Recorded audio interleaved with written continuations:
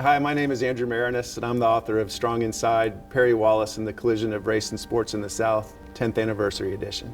At the most basic level, this is a biography of Perry Wallace, who was the first black basketball player in the SEC. But what it's really about is examining racism and the civil rights movement through the eyes of a black teenager in the 1960s, and then seeing the impact that this person had as a pioneer on a larger community. How does he describe his treatment playing for the SEC, playing in the SEC, when what was the worst he encountered? So his sophomore year, he becomes the first black player ever to play a game in Oxford. Perry was hit intentionally with an elbow, bleeding from his nose. He's dizzy, he can't see out of one of his eyes.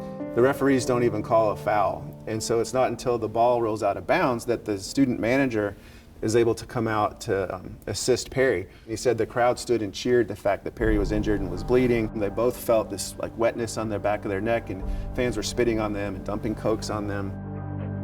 But what he said was the most difficult part of that experience was what happened at halftime, actually. And this gets to this idea of Perry saying that it wasn't being treated poorly that was the hardest part, it was not being treated at all.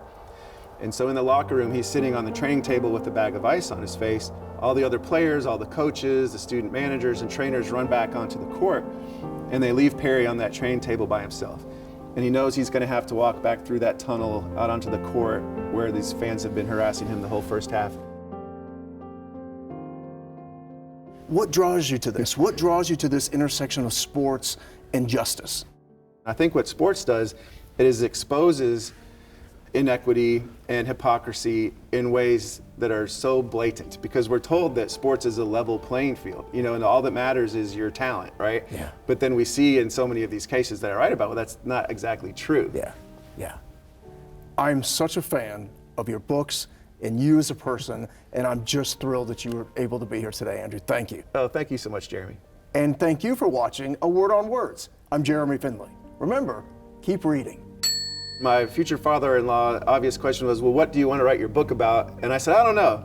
And I think he probably thought, this is not the guy for my daughter. Right.